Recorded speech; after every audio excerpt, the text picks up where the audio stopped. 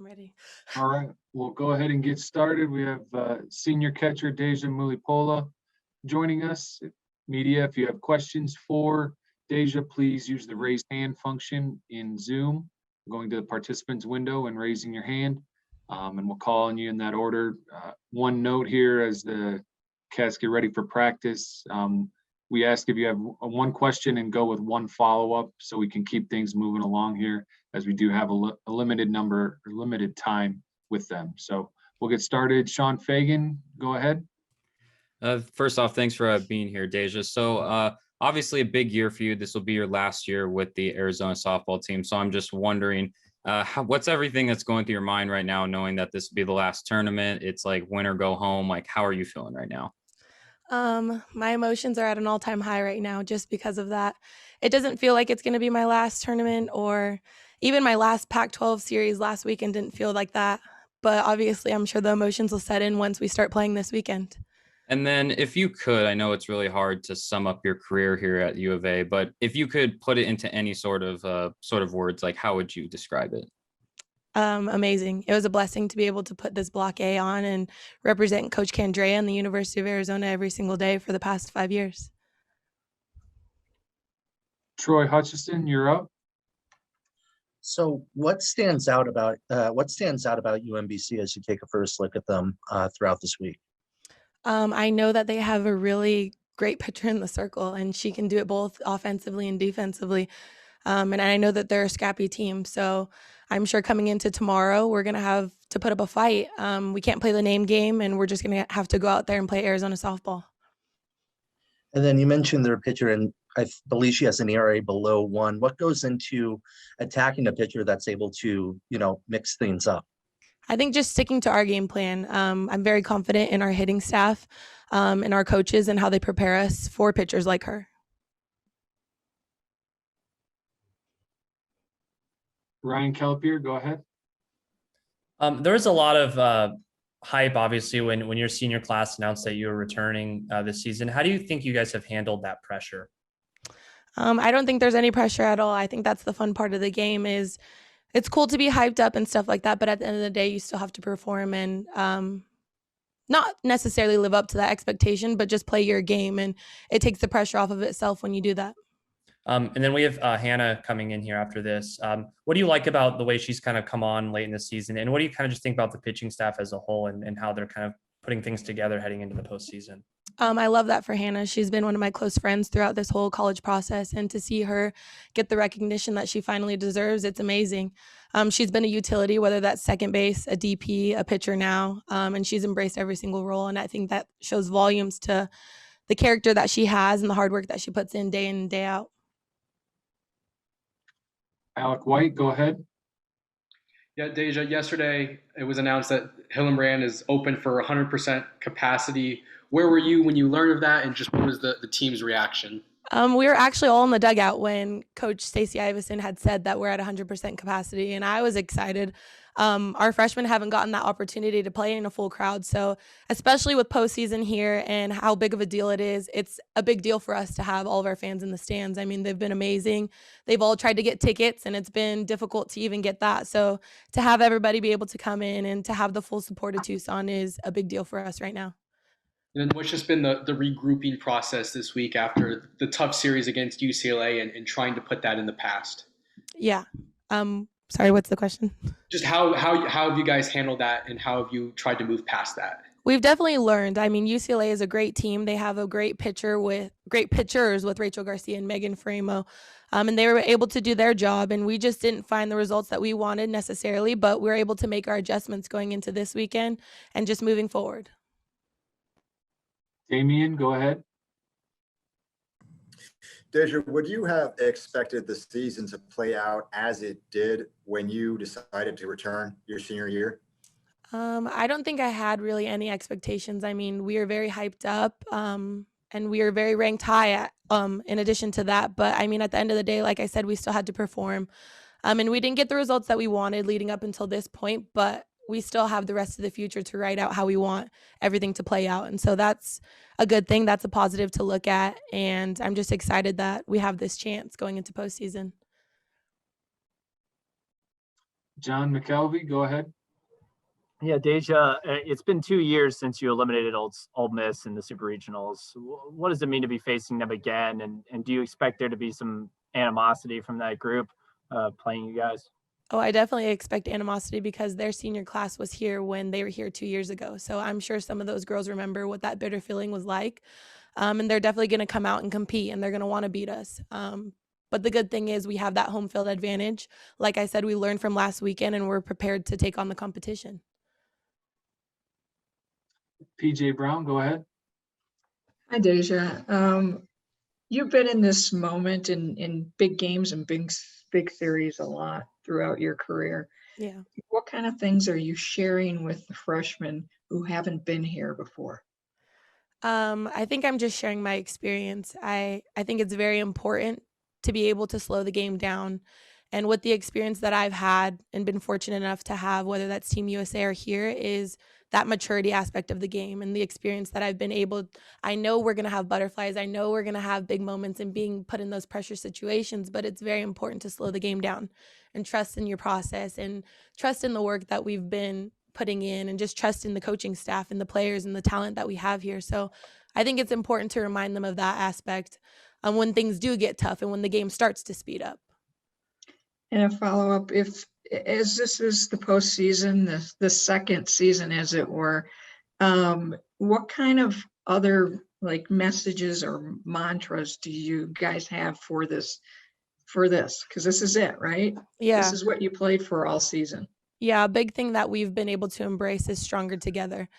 We understand we have 22 amazing athletes on the team. And when one's out there, the 21 of us are with them. So I think as long as we're here and we're meshing and we're all bought into each other, we're going to be fine. And we'll wrap it up with Deja with Troy Hutchison. Follow up the 100% capacity. Obviously, it's going to be great to have fans in the stands. It's going to be much louder at Hillenbrand. But do you feel like that will help the freshmen get prepared for a potential road super in terms of being in an atmosphere that's extremely loud? Because they haven't done that this season. Yeah, I think that's a big deal. When you get to the World Series, I mean, you have thousands and thousands of fans out there cheering. So when you hear the noise here that's going to be here this weekend at Hillenbrand, it's going to prepare you for what you're going to hear in the World Series and even on the road. Fortunate for us, they're all our fans, so that's a big deal. That's a big advantage. But yeah, I think that's going to pump us up and fire up the underclassmen, definitely. All right. Thank you, Deja. We appreciate your time. Good luck this weekend. Thank you so much. Junior Hannah Bowen will be up next. All right, Hannah, thanks for joining us. We appreciate it. Members of the media, please go ahead and raise your hand with questions for Hannah. We'll start with Troy Hutchison. So Hannah, I'm sure you guys have gotten to watch film on every team in this regional. What stands out to you about the teams in this regional, what they can do offensively?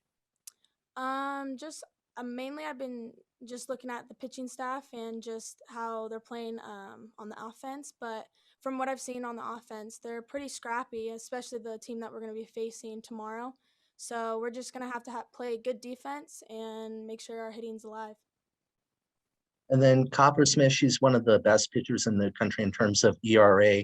What do you think makes her so effective in the circle? I think she just commands the zone pretty well, and she changes speeds pretty good. So we're just going to have to sit on hard or slow.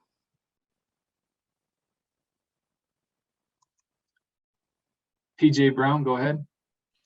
Hi, Hannah. You've had an excellent season and you've really earned your spot this year. How has someone like Deja helped you? Because she's had so much experience and she's caught so many different pitchers. Yeah, like you said, she has so much experience. So I'm trying to just learn from her experience and her knowledge. So she's one of the best catchers out there, and I'm very grateful that she's catching me. Thanks. John McKelvey, go ahead. Yeah, so Ole Miss has played Alabama, they played Florida, they played a bunch of different really good SEC schools. You're not going to be able to surprise their lineup with a lot of with different pitches that you can throw. So how do you face a lineup that has faced some of the best pitchers in the country, and what do you take into that matchup? Honestly, I think it's taking it pitch by pitch, seeing them come up the second round or the third round and making adjustments and see how far you can go with certain pitches and make sure I have a deceptive pitch. And then Autumn Gillespie had a really good series here 2 years ago. Mhm. Do you have a plan for her? Do you not want to talk about it? What do you plan on doing with her as far as the offensive lineup, and how do you keep her from making a big impact?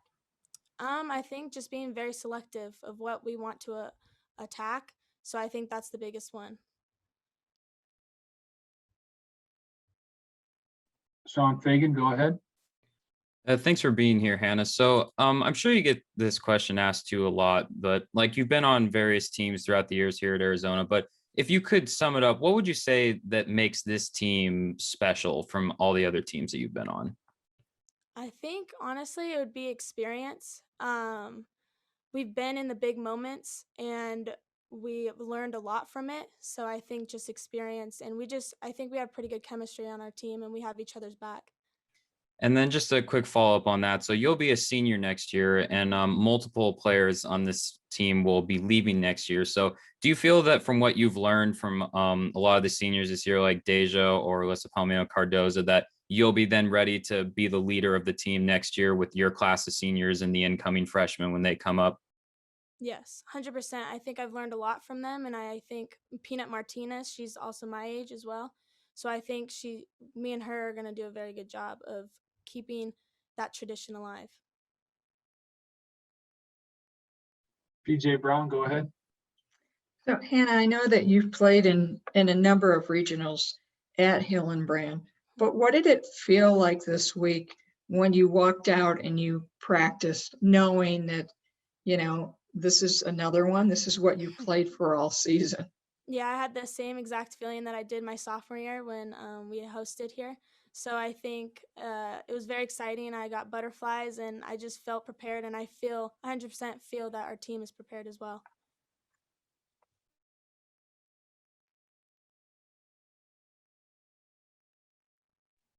Hannah, what did taking a perfect game into the seventh inning do for your confidence? I know you didn't get the result that day that you wanted to, but what did that do for you going forward, would you say? I would say definitely confidence and just knowing that I can pitch to these tough hitters. So, yes, I didn't get the result that I wanted, but at the end of the day, I saw a lot of positives out of it.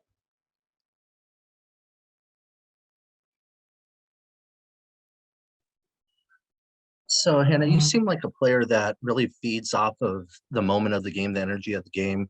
How much is having 100% capacity going to help you and your team out there on the field this weekend? I think adrenaline, just knowing that your fans are there with you as well as your team. So I think we haven't had that in a while, so we're excited about it. And we'll wrap it up with Ryan Calapier. A lot of people felt like the Pac-12 was underrepresented in the seeding for the tournament. What kind of motivation is that for your team, just to kind of show that this conference is better than some people think? Yeah, we haven't played any SEC teams, so we can't really talk much about that. But at the end of the day, I love Pac-12 and I love Arizona softball, and I know we have really good teams in our conference. So we just got to come out and prove it. Were you surprised to see that on Selection Sunday, like Washington get the 16? I know you guys have played them, and they're obviously a great team. Yeah, I was surprised about Washington and Oregon, but it is a bummer. But at this point, it is what it is. All right. Thank you, Hannah. Appreciate your time and good luck this weekend. Thank you. We'll have Coach Candrea joining us momentarily. All right, Coach, thank you for taking the time today. We appreciate it. And we'll just jump right into questions. We'll start out with Sean Fagan.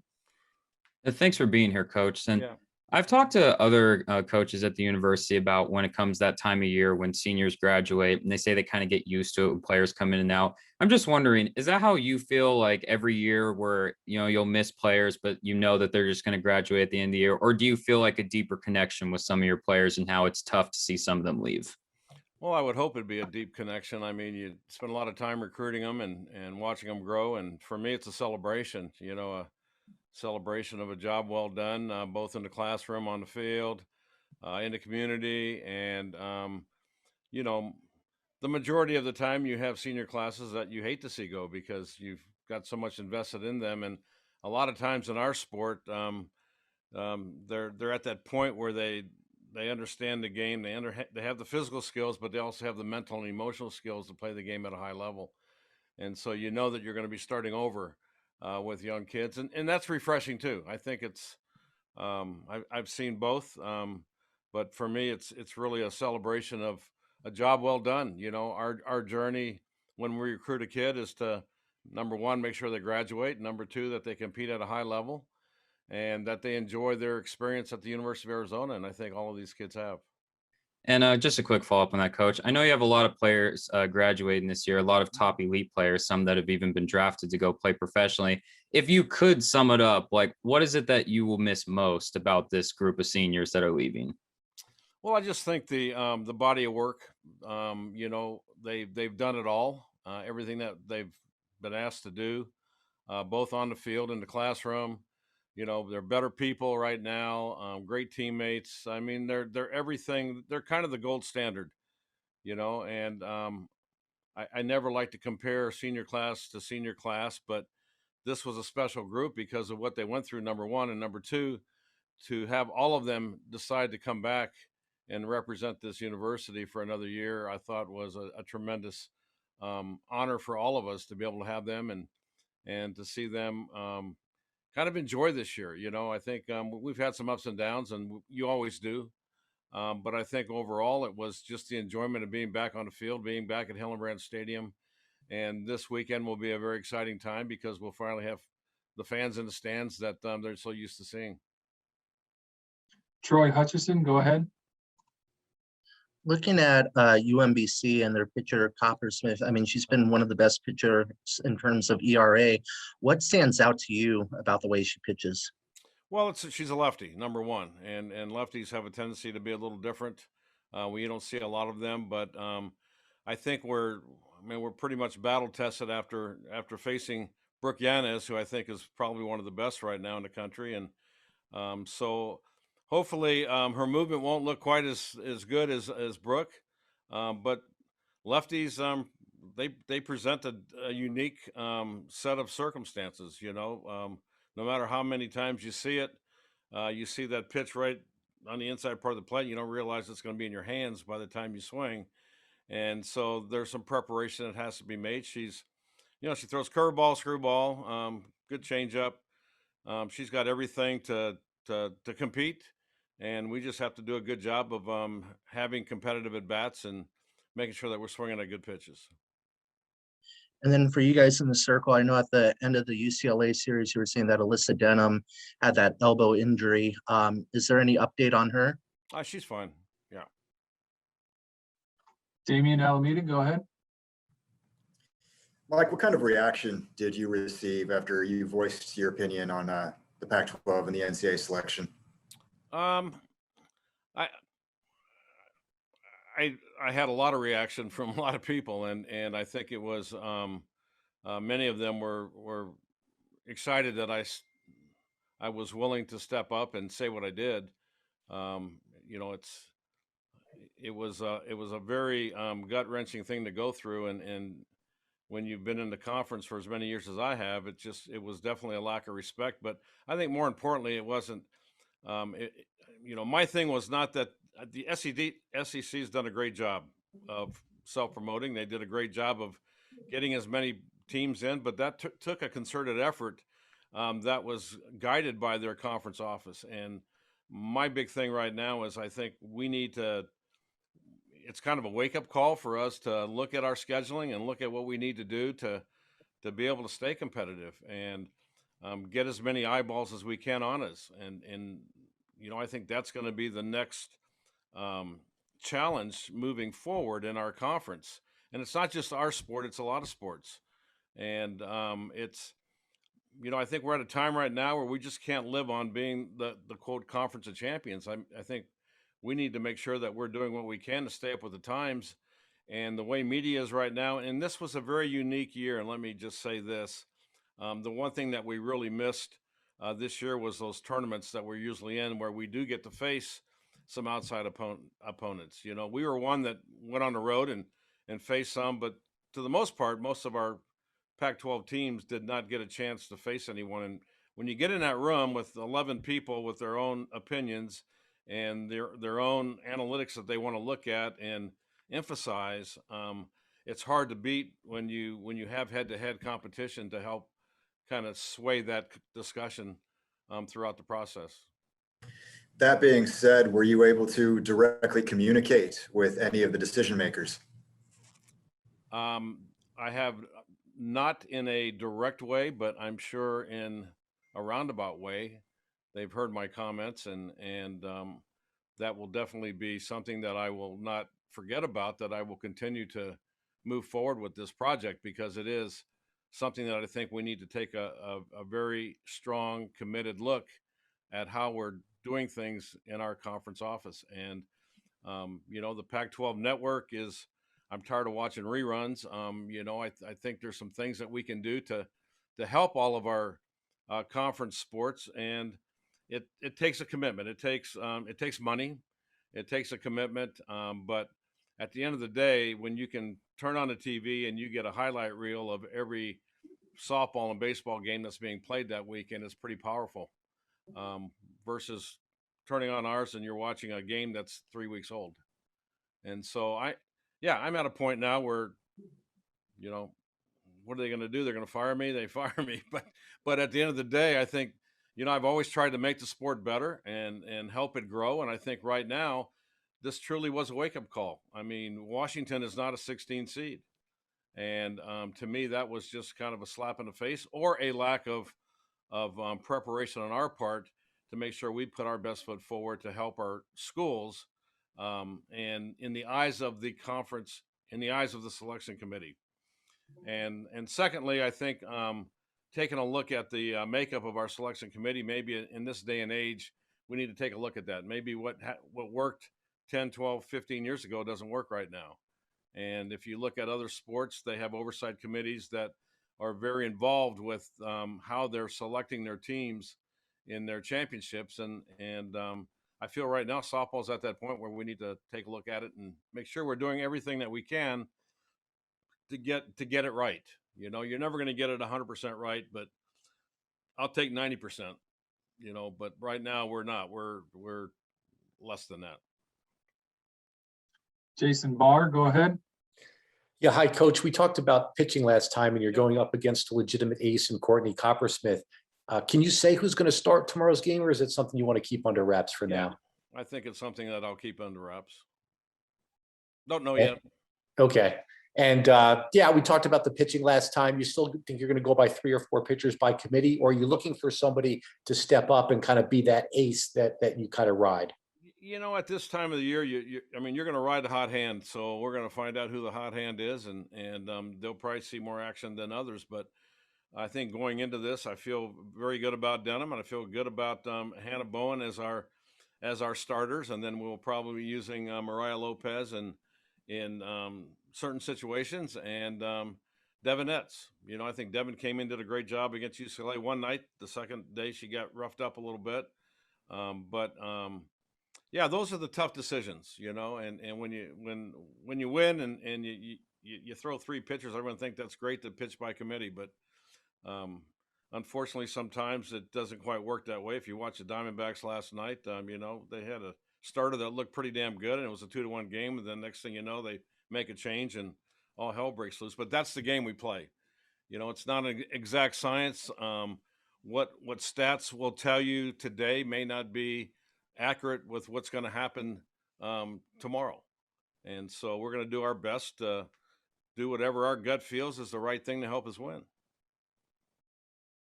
Ryan Kelpier, go ahead. So how did you find out that Hillenbrand was going to be at 100% capacity? What was your reaction, and how important is that for your team in the postseason? Yeah, it was. I think it was yesterday that we were at practice and I heard it, and obviously very excited. It's been a long time, and so we're excited because that atmosphere and those fans make a difference. And so I was very elated that we're moving to 100%. It's when the seniors announced that they were returning, obviously that came with a lot of hype, and how difficult is it to handle pressure like that? And how do you think they've done it so far this season? Well, I think everyone internalizes it a little bit differently, and it's not. It's obviously a discussion that I've had with each of them at one time throughout the year to just be themselves, and it's not all on their shoulders. But when they were built up as the super seniors, and yeah, every one of them have had really good years at one time in their career. I'm sure it did put a little pressure on them. If you ask me if Harper's had pressure on her, yes. Does she verbalize it to me every day? No. Does she try to hide it? Sure. And I think all of these kids, I really don't know, how much pressure they put on themselves, but I do know that it's very common. When people are expecting you to be the savior of the world, then it can cause some stress. And that's why I've always said, when people say, "Oh, you got the #1 recruiting class in the country," and I said, "Well, I'll let you know when they're juniors," because I hate doing that. I hate building a kid up because I think you build them up for failure. And so this group has done a really good job of handling things. I think they're in a good place right now. I want them to go out and compete. I want them to have fun, enjoy the game. And, at the end of the day, whatever happens is going to happen. John McKelvey, go ahead. Yeah, you just mentioned Jessie Harper. She had a difficult series against UCLA. What do you do to try and get her going again? Well, it's just getting back to the simple fact of see ball, hit ball.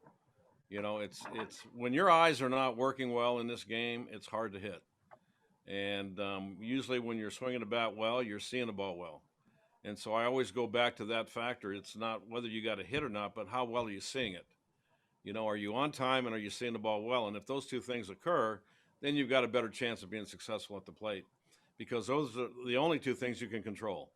And I can tell most of the time when Jess is making decisions really early, therefore she's going to chase some bad pitches. When she's making decisions at the right time, she will have a tendency to lay off those pitches. And it's not just Jessie, but it's a lot of our hitters. We sometimes cheat too much in this game, and when you're facing good pitching with late break, it can cause problems. And then as a follow-up, putting aside the committee's decisions on seeding and all that stuff, they do seem to like storylines. They're sending Ole Miss back to Tucson. Does that bother coaches, or do you like kind of having these little rivalries that build in the postseason? No, it bothers the hell out of me, because I don't think that's the purpose of this tournament. If it falls that way, it falls that way. But I think there's also if you take a look at the Oregon going to Texas, there's a humanistic element that if I was a committee member, I would be talking about. That's tough, and we always talk about student welfare and doing everything for the student athlete experience. Well, that wasn't a really good decision for those athletes. It's going to be tough for them to play their former coach, and some of their former teammates. And so when those things happen, I kind of wonder what the discussion is and how they came about that. But sometimes, just depending on what happens in your body of work, you might face someone that that is a rivalry, and you can't in postseason. You can't. It's just like Arizona playing Stanford in the championship game in basketball. It just happens. Alec White, go ahead. Yeah, Coach, there's a freshman on Ole Miss, Blaze Behringer. She grew up, she's from Tucson, and she committed to Ole Miss pretty early in high school. But how aware of her were you during her time here in Tucson? And did you ever try to recruit her to drop that commitment? Well, no, I didn't try to recruit her to drop that commitment. Once a kid commits, I pretty much move on, and I knew about her and I watched her play and knew that she committed to Ole Miss and wish her the best, but she's a good player. She played for the Sun Cats, which Izzy Pacho did and Scoopin did. So, I knew a lot about her and watched her play a lot, but sometimes that was back in the early days when people were committing when they're in 7th grade, and there's nothing you can do about that. So wish her the best. All right, Coach, that's all we got. Thanks for your time and good luck this weekend. Hey, thanks. Take care. Good.